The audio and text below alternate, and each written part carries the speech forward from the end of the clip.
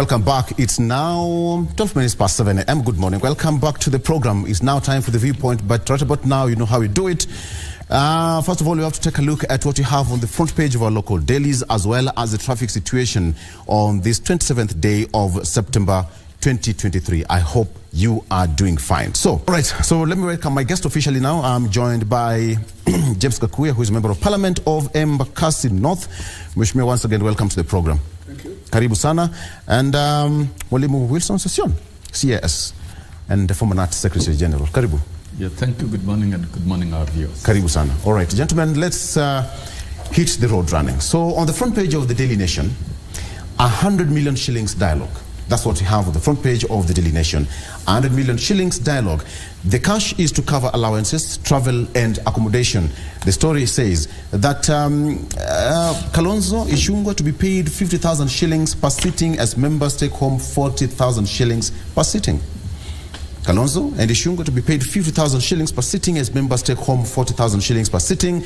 So when the Kenya Kwanza and Azimio la Umoja bipartisan talks started, National Assembly Majority Leader Kimani Ichung'wah rejected a proposal to hold the talks at a 5-star hotel, as he insisted that he insisted on the need to cut costs. But in an ironical twist, the Nation can now reveal the team is seeking 106 million shillings for the 60-day talks, with a big chunk earmarked for allowances and retreats in Naivasha and Mombasa. That's the story that we have here on the front page of the Daily Nation. Mheshimiwa Session, let me start with you. What do you make of this? Yeah, from my labor background, right, and as a labor leader of long standing, meetings are always facilitated. And probably if it were done in a 5-star hotel, it could have been at a far much higher cost. Now that is done at Bomas, and what the media is trying to portray is to paint a negative image on the proceeding. But I don't think there are merits with those lines of argument. We don't expect leaders working under the parliamentary approval and approvals of parliament and of committees. They are always facilitated. That's a fact for sure. So I think the terms and conditions of the meeting have been set out. It's within the agreed standards of parliament, and therefore I see no harm. If Kalonzo Musyoka is paid travel allowance and sitting allowance, that is within the terms and conditions of working within the Parliamentary Service Commission. So to me, I see no harm. I don't think what the media should concentrate most is not how much they are paid in terms of fuel and the rest, and that is modest. But what the media should concentrate most is the product of the process. The media was out very strongly, insisting there must be meetings. Now we've seen the meeting has been allowed, was allowed by the president, and the parties agreed. Now submissions are being received. Yes. I think what is important is the content of the submissions being made, rather than what is being paid to the people. I think this business of mob-lynching people, public servants who are working, and leaders who are undertaking an important task, to me, that is a non-issue completely. The issue is what is being submitted and what is the final product, according to me. Yeah. Right. Mheshimiwa Bakwira, what's your take? One thing is that we must also take note that these talks has no salary at all. And the members that have constituted this particular panel, actually they are using their own vehicles. So they require fuel.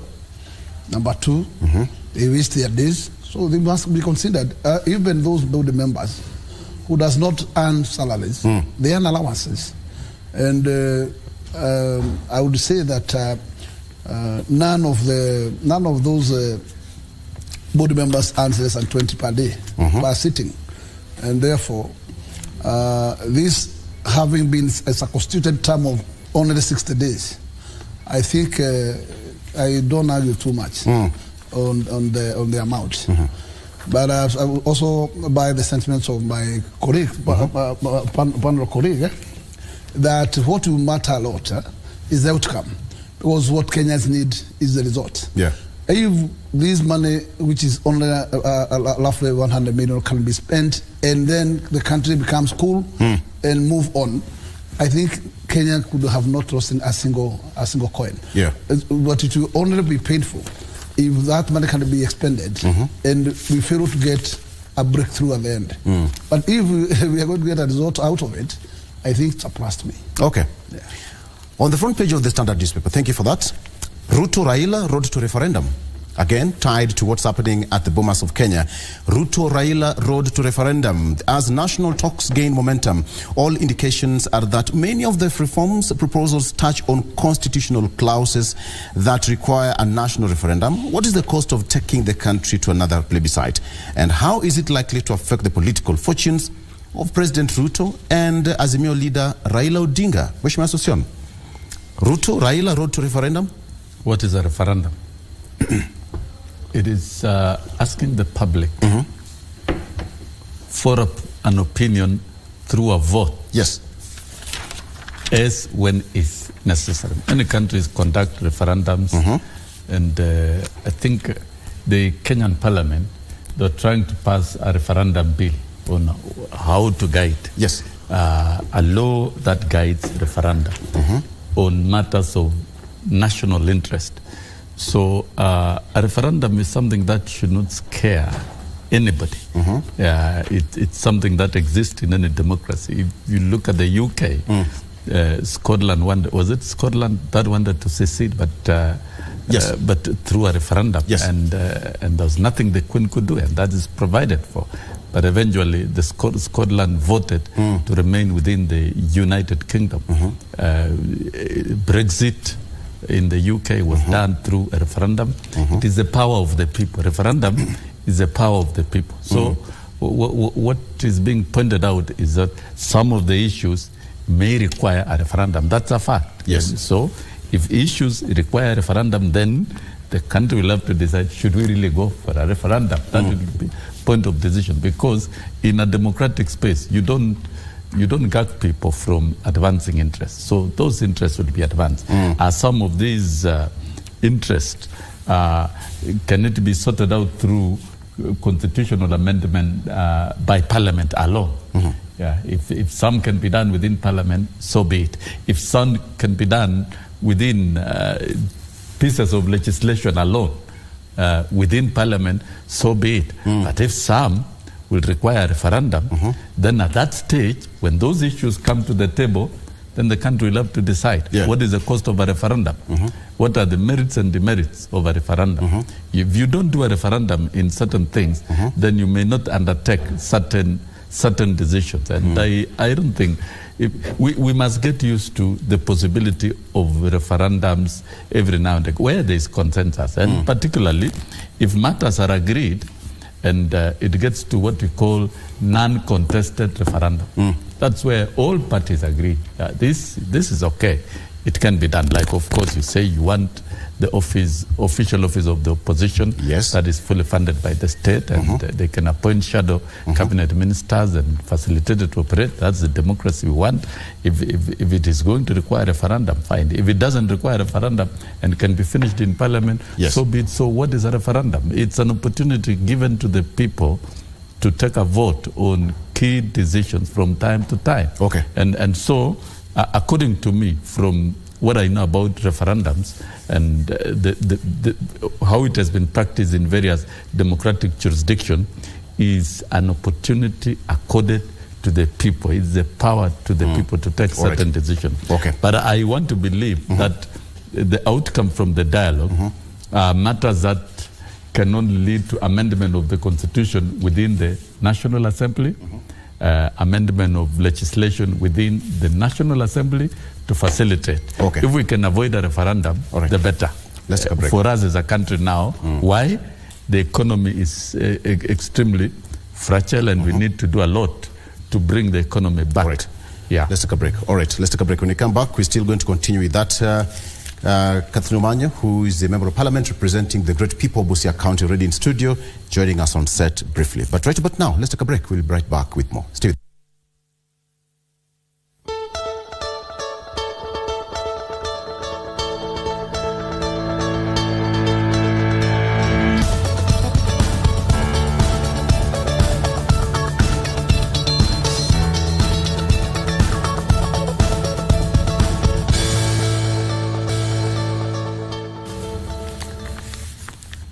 All right, welcome back, and thank you so much for staying with us. Okay, continue the discussion here. A bit of some housekeeping. Let me just introduce Catherine Omanyo, who is representing the great county of Busia, joining me in studio already. Mheshimiwa, karibu sana to the show. Asante. And she's also the deputy secretary of ODM party. You call that the biggest party in Kenya? East Africa. In East Africa? Yes. Mheshimiwa Gakuya and Sosion are not going to be happy about that statement, I'm so sure. They are babies it's common knowledge. Babies of ODM. Numbers don't lie. Numbers dictate. Numbers Yes. don't lie. And, Okay. How big is ODM as compared to what Mr. Sosion and Gakuya is talking about? First of all, Honorable Sosion is a baby of ODM. Yes, okay. His astronomical rise to where he is today, to even make somebody say this name must be somewhere. It's because of his nomination. So he's a member? And he understands the spectrum well. So he shouldn't be questioning anything to do with ODM. He decided to build another house. I was nominated when I was already a brand. But in the facts of political history, if you look at the origin of ODM, was the orange tag of 2005 referendum, which all of us got into that bandwagon of the orange, and then it became the orange including party, the head of state today. including the head of state. Yes, so, but ideally, so it was Uhuru Kenyatta was in the orange movement. William Ruto was in the orange movement. Everybody was in the orange movement.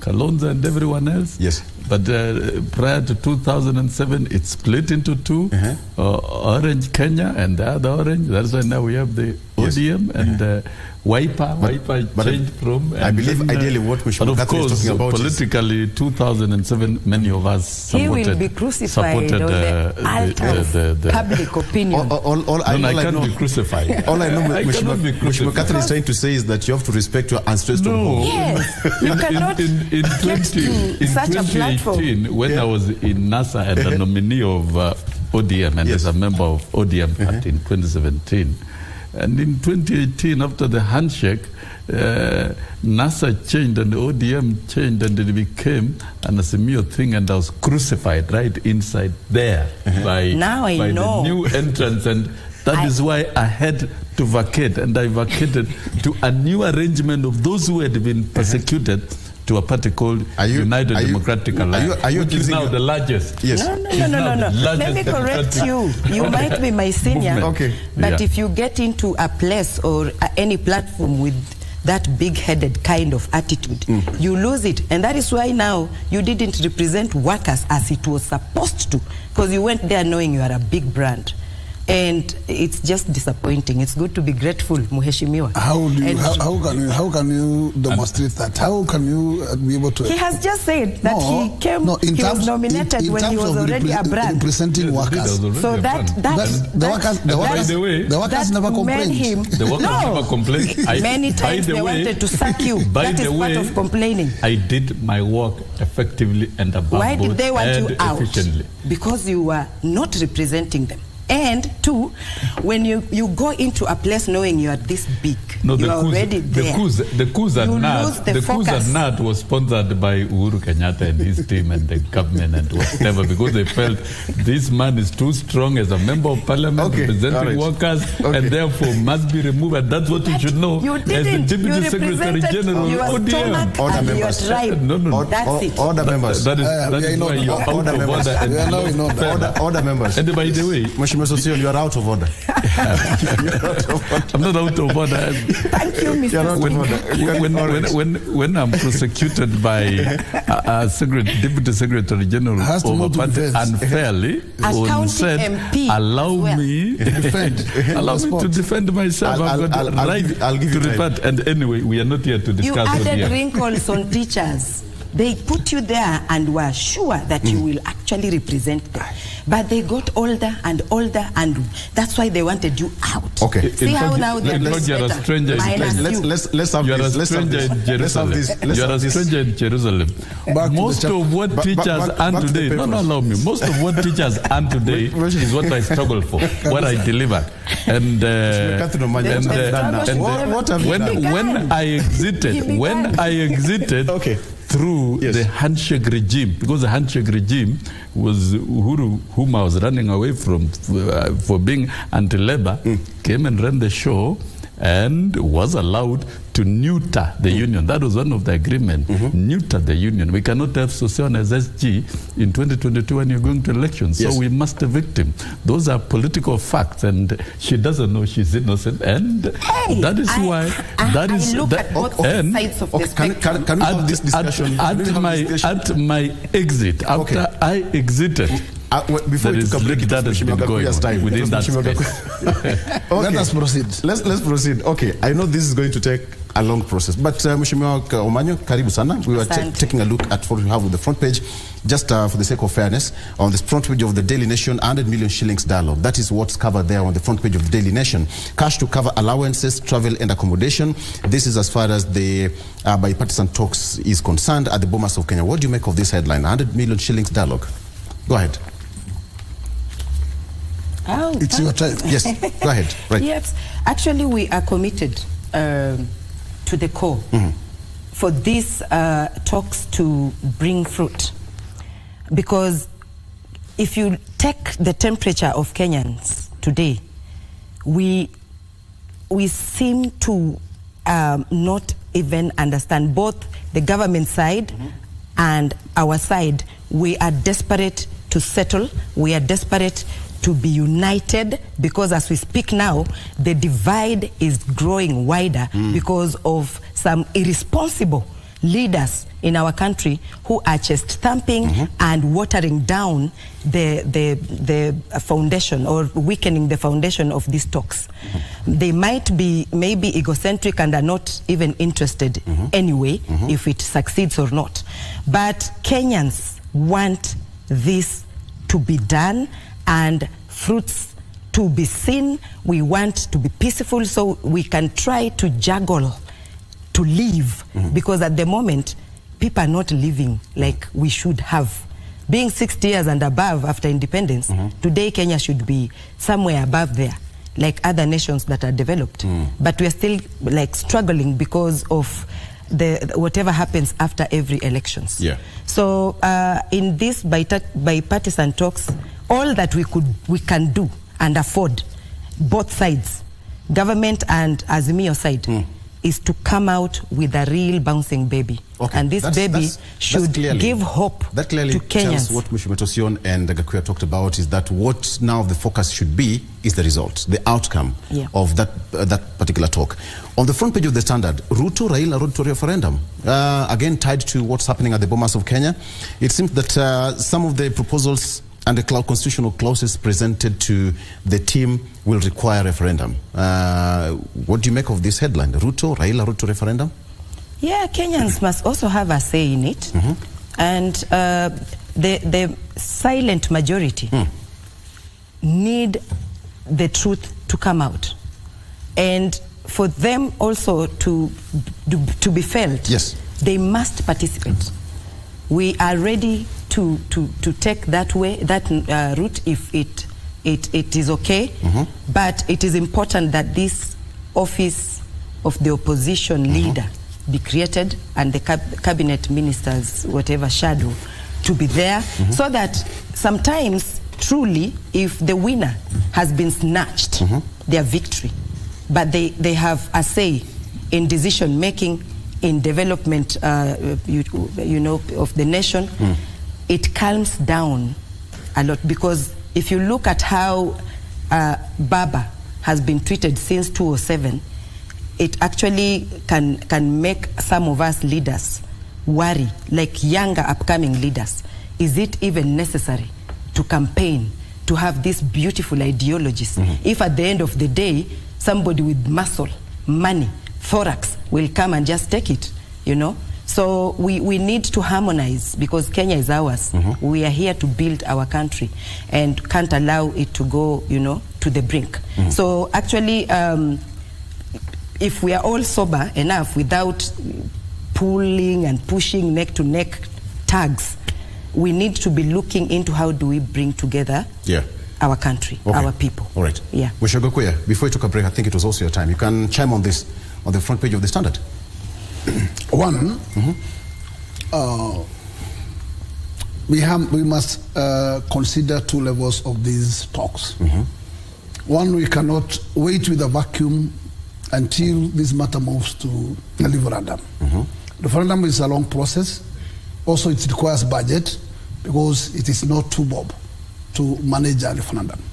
The referendum means it's an election, because obviously it consists a budget that is equivalent to a run of a presidential election. And in this case, remember, it is ballot. So the referendum is casting votes. So you are telling the whole Republic of Kenya to move back to a certain election where they cast votes to determine the next move of their country. And therefore, budget is key too. Number two is that we must distinguish in these talks what is required for now. And that food should be prepared so that Kenya cannot be any longer in an embargo or a quagmire, and especially in the creation of IBC. That's an element that cannot wait. It requires to be fixed like tomorrow, so that we don't have that vacuum. We have constituencies that actually have lost a member, like Banisa, and those Kenyans are suffering without a representative. We have MCAs who have also exited. We require replacement of this, so that those people, those particular represented those areas, can also have representatives. So that's a matter that don't require that long decision whether there will be referendum or not. It's a matter that doesn't require referendum, so that has to be sorted. Number two, I am not against those weighty matters that might not fit in what we call Parliamentary Act, where the Parliament cannot cast a decision on it. The Constitution is very clear. It has given a room where you can propel a process through Parliament. Yes. And those powers are there. There are those clauses that you cannot touch. Like one, you cannot change the structure of the government without moving back to the referendum. Yes. You cannot alter the 290 constituencies. The constitution is very clear. It shall be 290 constituencies. So to amend those constituencies, you must require a referendum. So if we are going to touch in the constituency, in terms of expanding, we must require approval of the people of Kenya. So that will require a referendum. So in this case, there is the long terms and short terms. The short terms are those matters that we must fix now. Then the other proposals, if we are going to have a referendum, we must open these bilateral talks to a bigger level, where those other views that we feel other regions of Kenya require some to also take part in this should also get how do you open the talks?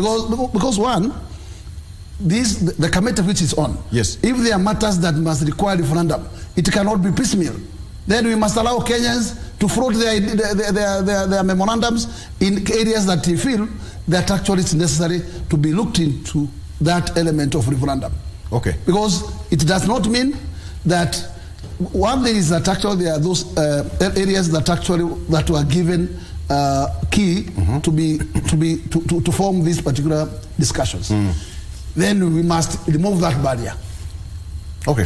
And allow Kenyans now to flow with their proposals, so that as they consider referendum, it cannot be considered piecemeal. It has to be called a wider. Because with questions. Yes. Yeah. So that those areas, like us, we know there is that element that we know in terms of representation. There is an element that is not clear. We must also seek for what we call one man, one vote. that is an area that also we need to be considered in terms we need to move to that direction. In presentation, you require that population is not equal in this country. We have constituencies that are represented with 25,000 number of Kenyans. We have other constituencies that has as much as 120 voters and above. We need to decrease this. Which formula do you use? Should we extend the number of constituencies, or should we now empower a single vote to represent equivalent to those other agreed levels? So there are elements that also require such kind of decision. If the time is now, and if the constitutional change time has come, then a referendum must open doors to others, so that the other views of Kenya can be also inserted to the process. Thank you. Yes, I think we can't rule out the possibility of certain outcomes of the talks requiring a referendum. But there are a number of things that we need to look at. One, who conducts a referendum? The referendum is conducted by Independent Electoral and Boundaries Commission. The delimitation of boundaries and review of boundaries is conducted by Independent Electoral and Boundaries Commission. Right. So right now, we don't have a chair of IEBC, and we don't have commissioners of IEBC. We have got two constituencies without members of parliament, and those the by-elections can only be conducted by an IEBC in place. So I think the most immediate thing, two key things here, or three. One is agreement on reconstitution of IEBC, so that once the IEBC is in place, the other items can fall in place. Like audit of 2022 election, the audit of 2022 election cannot be conducted by any other entity other than the legal entity of IEBC. They've always done it after every election. If that's one item, the delimitation of boundaries, and of course, the possibility of preparing for a referendum, if that will be necessary. So those are things that definitely will fall in place once these talks give us fruits. So the most immediate fruit that we need to see is proper constitution of IEBC at the earliest opportunity possible, so that then the operation of IEBC in terms of the different functions can occur. There is a question, and I'm happy when it comes from the Secretary General of the party. Secretary General. Yeah, of course, when you are here, you are as good as Secretary General. Thank you for promotion. But that one, you know, I'm very kind. That there is need to establish the office of the official opposition, and even they have the shadow cabinet ministers facilitated to operate, because this is a democracy to check government, and that agrees very strongly with the presidential memorandum to the two speakers of the House, that the speakers at the two houses should consider establishment of the office of the official opposition. Right. That will be occupied by the run-up in any presidential election. And our elections are above board, numbers are clear. If you are number two in any election, then you occupy. You become the official leader of the opposition, and you check government in a structured and organized manner. Then we have a democracy that is balanced. And this we are borrowing from the British culture. And, you know, we've grown from the British culture, where the office of the official opposition is an alternative government in waiting, and it checks government. And that is orderly democracy that we need, so that people don't use options of going to the streets, of using other unconstitutional means to voice themselves. We can have structured and civilized way of working and governance. And once we have political stability through that arrangement, then we can have a stable economy, and we can achieve our development at a faster rate. So to me, those are two key things. IEBC, the fate of the office of the official leader of the opposition, among other issues, like entrenching CDF in the constitution, the oversight fund, the two-third gender rule. We cannot be talking about how to implement two-third gender rule 13 years after promulgation of a constitution. These are things that we need to clear them now and now. And if all this can be concluded through a constitutional amendment within the National Assembly without a referendum, so be it. It will be good enough for the country. Yeah. So I would like to believe that it can be done. Non-contested? Yeah, when it is non-contested, it means it is popular. It's agreed across board. When the agreement across board and it becomes non-contested, then it means you spare the country of strife. You spare the citizens. You organize the citizens. In politics, it's about organizing the citizens. So if parties can agree, are unanimous about certain all the outcomes from that arrangement, and it is unanimous within the party structures that exist within the country, then that is what we call a non-contested. And I think if you talk to lawyers, they will tell you, items that are non-contested become extremely popular. And if they stick to the presence of amending the Constitution within the National Assembly, so the better. This was done in 2008 in creation of the Grand Coalition government. The minimum constitutional amendment to establish the office of the Prime Minister in 2008, that was done through Parliament. Yeah, through Parliament. Right. And that was done. The country became stable. We've moved on, and we are one of the most. Actually, IPPG still. We are one of the most civilized democracies in the world. That we allow citizens to participate and organize themselves. And I don't think, if there are real issues within this time and these negotiations, they can be sorted out amicably. So I believe that is the purpose of this dialogue. I would like just to top up. We have seen mostly when somebody wins dubiously, they go to start buying the opposition people on the other side so they can be on this side, because they fear being put on toes to do right. If we have this well-structured, the office of opposition leader well-structured, then killing the opposition will not be easy, because they'll have a real role in the Constitution, and people will know, even if we are on this side, we still have a task. Because when recently, 2022, when people were going to State House, people who are from Azimio going to State House, it's actually weakening the other side.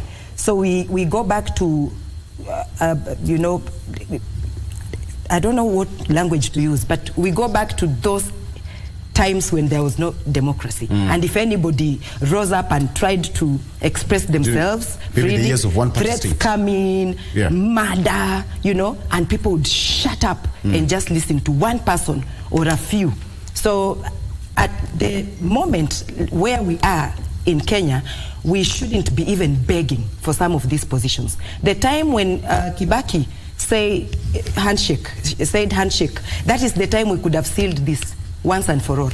But we are still stuck here because of some few arrogant, egocentric people who say this is our time to eat, and, you know, focus on maybe one or two tribes, and say when we start, we said our tribe will have this and our tribe will have this. I only understand of one tribe, Kenyans. And I know if we have a strong opposition, we will not be having, sometimes when employment comes, you see that institution having just two tribes dominating the jobs. We will be checking every institution, how many people, minorities, people living with disabilities, you know, women, who have you taken from Busia, who have you taken from Turkana? That way, Kenya will be not feeling the way. What do you support? Do you support the creation of the office of the official opposition leader? Do you support that? I do. I do, because I see beyond today. One day, the same people thinking they are now in power and can step on anyone will be now in opposition. How will they feel when they are treated the way they are treating others today? Yeah. So anytime you come up with decisions as a leader, remember that one time you'll be on the other side of the spectrum. And how will you want to be treated then? So I am today in the opposition, but I'm seeing myself in government one day. And I wouldn't even if it is put on the record today, I will not treat the people in the opposition the way we have seen people treating others in this regime. Actually, Kenya Kwanza government started on the wrong foot. If you watch Ichungwa talk, Gachagua talk, you want to puke. Because what will my daughter, my great-grandchildren say when they listen to such characters? I don't know who they represent, but it is arrogance, and Kenyans are sick to the back teeth with such leaders coming out and just stamping. We want solutions once and for all to put Kenya again back to where we were. There was a time if I traveled around East Africa and Central Africa, people would really love to come. They would be like saying if they come to Kenya or Nairobi, they call Nairobi New York. That's still the truth. But today, it's for me, I believe that's dwindling. still the situation. Why are investors running to Tanzania and going to Rwanda and not Kenya? Because of such leadership. It's actually, we need to change. Okay. And both sides of leadership must be responsible. Right. Okay, Mheshimiwa Gakuya, are we acting, whatever is happening at the BBI, is it a BBI or bipartisan talks? Because it seems that a majority of 1 and 2s that are in the bipartisan talks are borrowed from the BBI. That's why I alluded that if it has alive the constitutional movement, then it is the same BBI we are now reviving on another name. And even personally, I cannot say that BBI was long entirely. It's only that there were some clauses inserted in BBI which made it rotten, but not the whole concept of BBI. That was wrong. So there are still good things, and I can tell you 75% of BBI, it was correct. But once there is a rotten... 75%, but you're part of the team that campaigned... of course. Right. Because the rotten ones were major, and therefore you couldn't allow the whole BBI to see the light of the day. And that's why it was watered down. I would say that if this movement is back, what matter is now the goodwill, and the goodwill is, yes, the government should prepare for that budget towards that election. If both sides feel that the time is now, because bilateral means it is both sides. Yes. And if both sides agrees and find it correct that this is a time, I would say Kenyans have no choice. They are the taxpayers. The money to go to referendum belongs not to anybody. It belongs to taxpayers. If Kenyans feel that it is a constitutional movement, personally, I have no problem about that. But I would allude in one thing, that let us not always be condemning members who at least goes or takes time to visit a president. Because we have a nation, and this nation has only one president. It does not mean it is a crime when a member from a different party makes a visit to a president of the state. It happens worldwide. It's not only Kenya. That democracy we are talking about does not curtail such times to reason together or visit a president if you belong to another party. So we cannot have parties, even though tomorrow I'll be in opposition.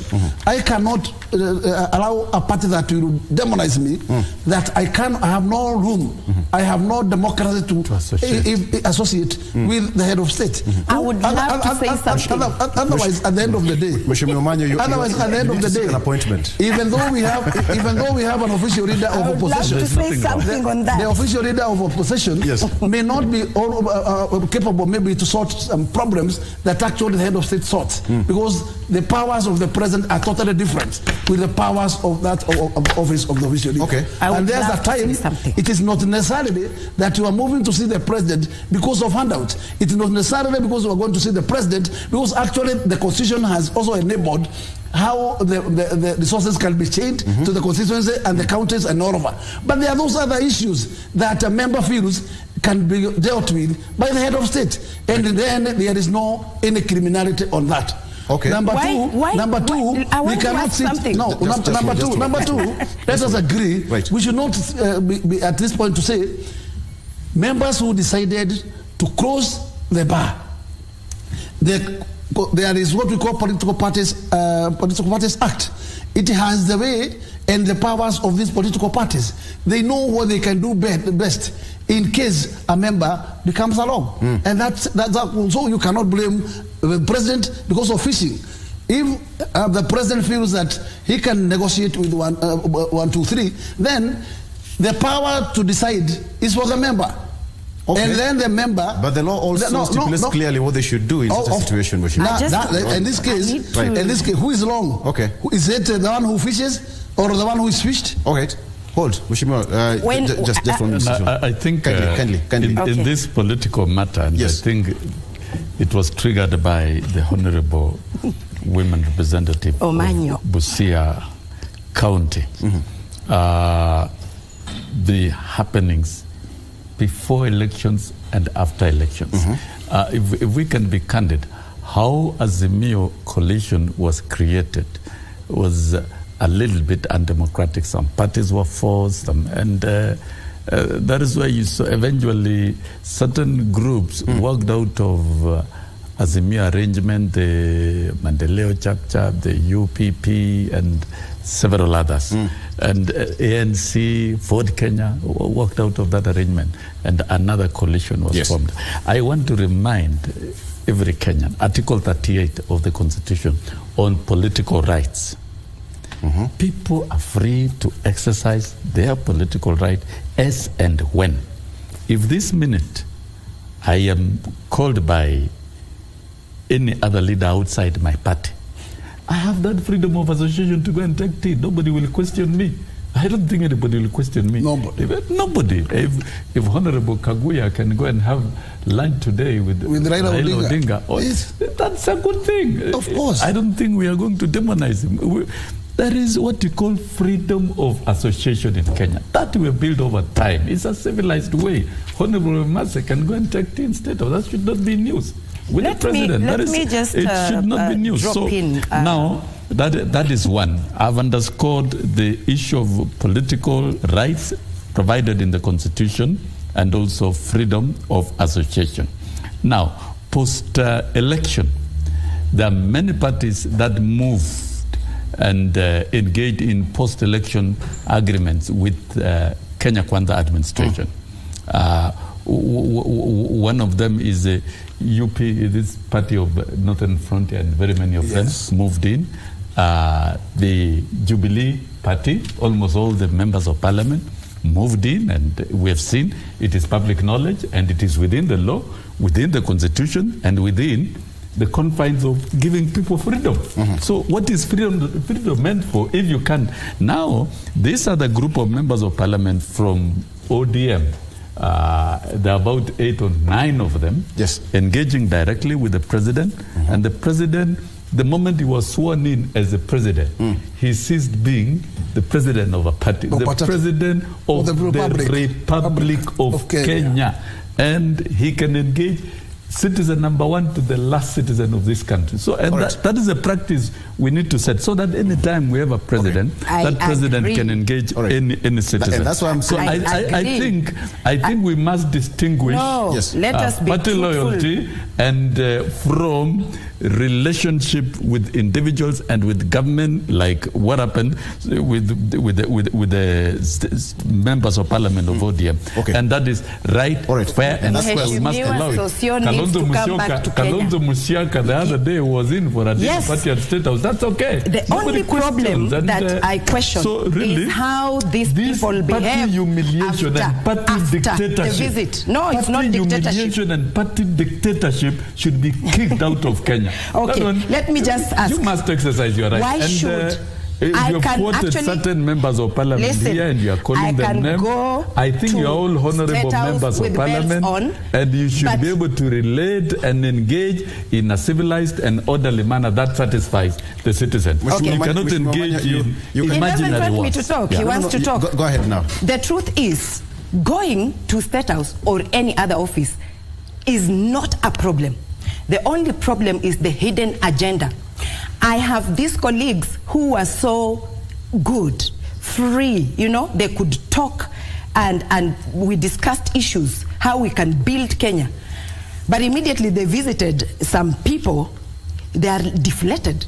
It's like, yes, drive in my compound, but driving out, your tires are deflated. They can no longer be themselves. There is something they have gone and given an oath to, that sometimes they sit on this side, sometimes they sit on this side.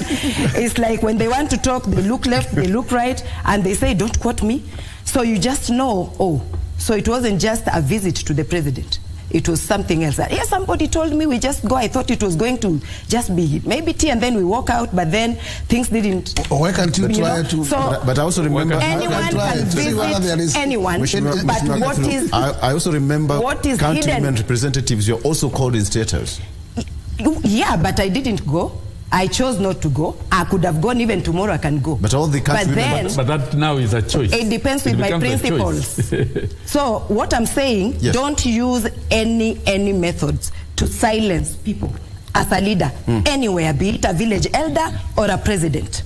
Be comfortable to be criticized. Be comfortable to be panel beaten and be ready for challenges, because we don't go into politics to be comfortable. We go in politics knowing very well that it's like jumping from a frying pan into the fire, but still holding on to lead people in the vision that we had. But at the moment we have a tunnel vision in State House. Why should the president not be so comfortable to know that he's the president and welcome warmly both sides of the divide and listen to both sides of the divide, yes, and say, let me pick this and that, because it is actually talking to the grassroots up, because that's what you stand for, bottom up. But now calling other people and making sure that when voting comes, those people who visited you must vote the way you want, and that is what happens in parliament.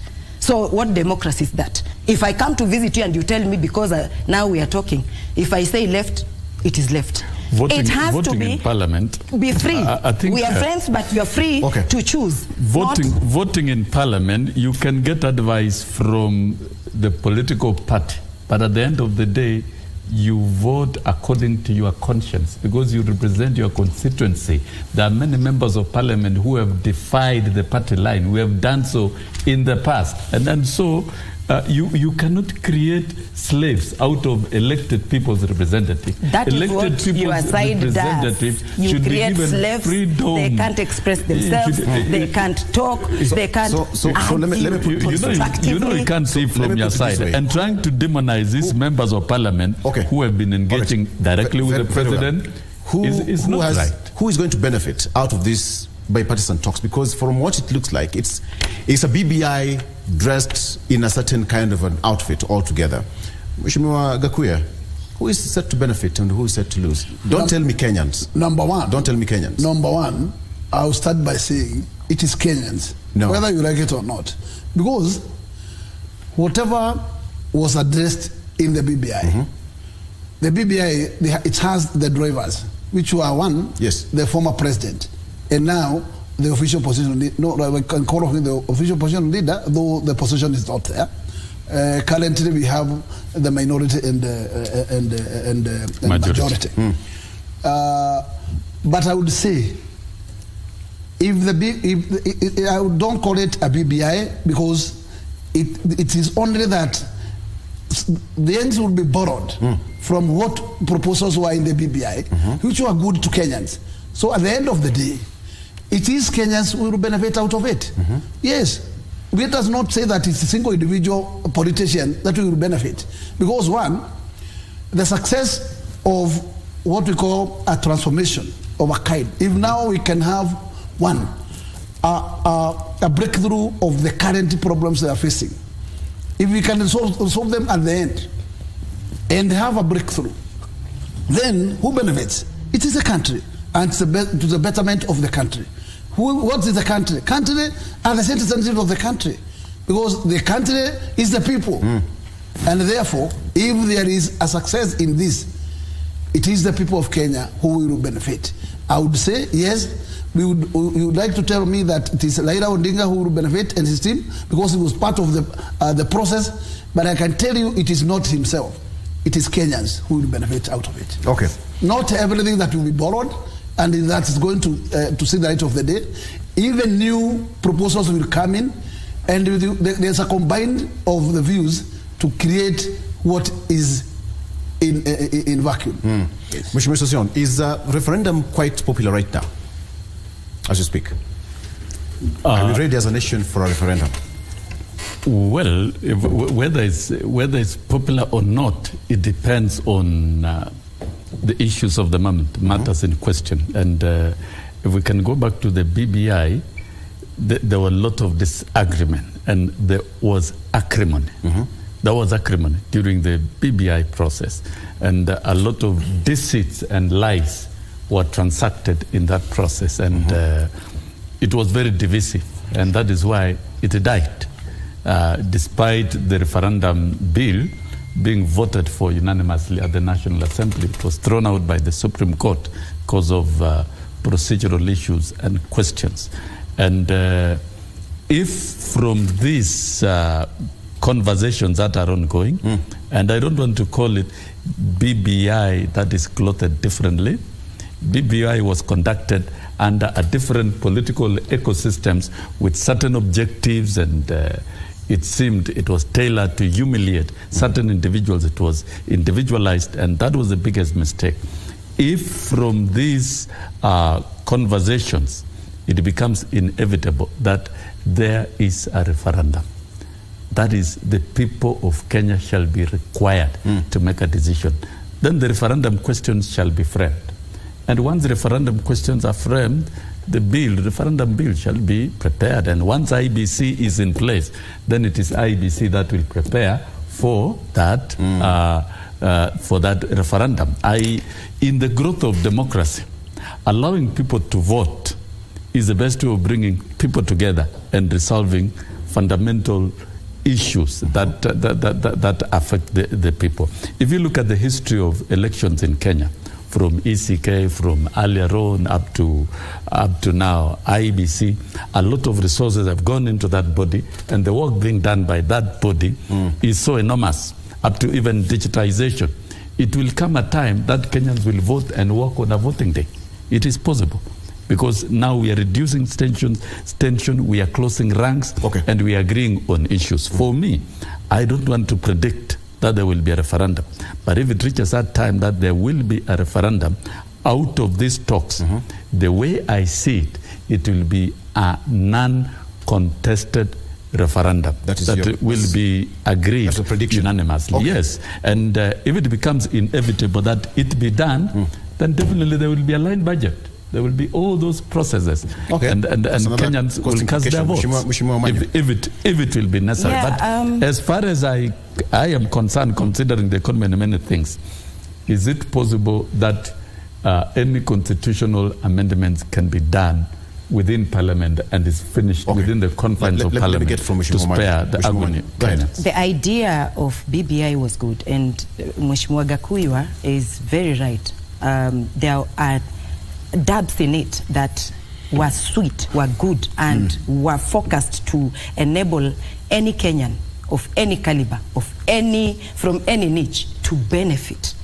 And also in the leadership, there was going to be a lot of harmony. And if we take that and seal it today, there will be a lot of change and progress in Kenya.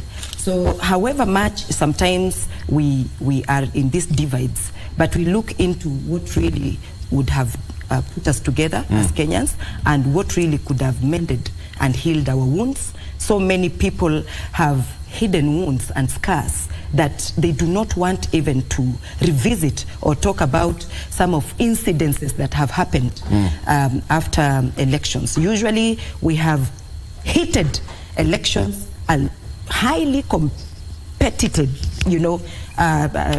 times during elections, and it seems we always have, one side and the other side that is more popular, but unfortunately, the side that is more popular and is seen to be winning doesn't win. Yeah. But with BBI strategy, I think it is going to harmonize that, so that if you truly you love Kenya, even if you became number 2, you will not be insisting to be 1. Yes. Because you will be somewhere to still be a servant leader.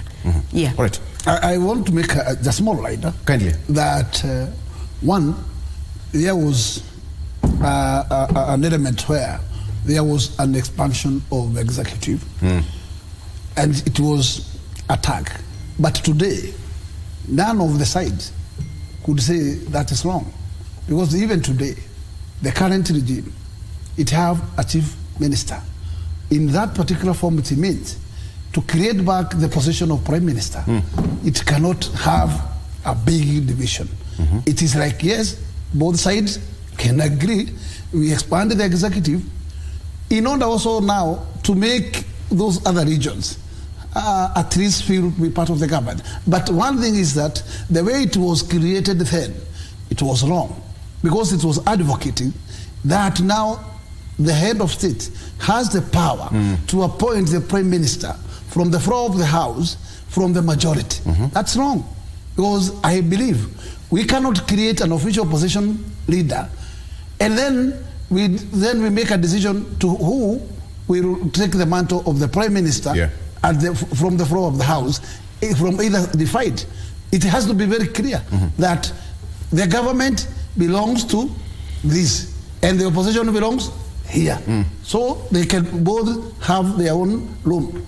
And that's it. Okay. So the current situation where we have a chief minister, I think that's what even tomorrow we are going to amend this to insert this. It should be the prime minister should belong to the ruling. Okay. Period. I'm also reminded to ask you as we come to a close: is there a split in the ruling coalition?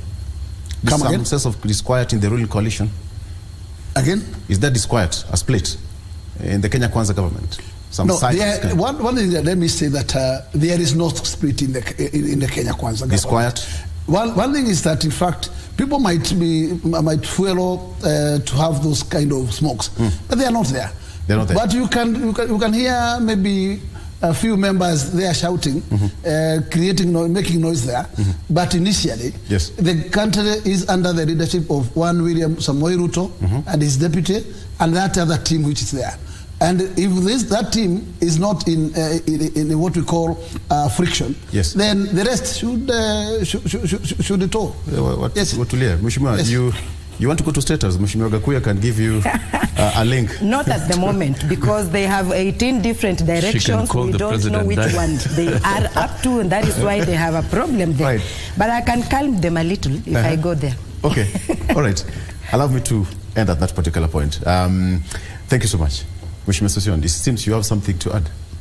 Yeah, I think you've asked a fundamental question. In Kenya Kwanza, if you see narratives here, then I'm out of order right now. There is a lot of internal democracy, a lot of it. And so in Kenya Kwanza? No split. Yes. Okay. Yeah, that's quite unique. All right, Mheshimiwa Sosion, thank you so much for joining us. And Catherine Omanyo, asante sana for coming to the show and representing the great people of Busia County. Please tell them that tuko sawa pamoja hapa CBD. I love Busia. I'll do anything for Busia. Absolutely. Asante sana. Gakuya James is representing the great people of Embakasi North. Thank you too for coming over to the show. And you know what? You as the viewer, we appreciate you for your valid company. Thank you for joining us. I'm Victor Lowe. Have a good morning. Bye-bye.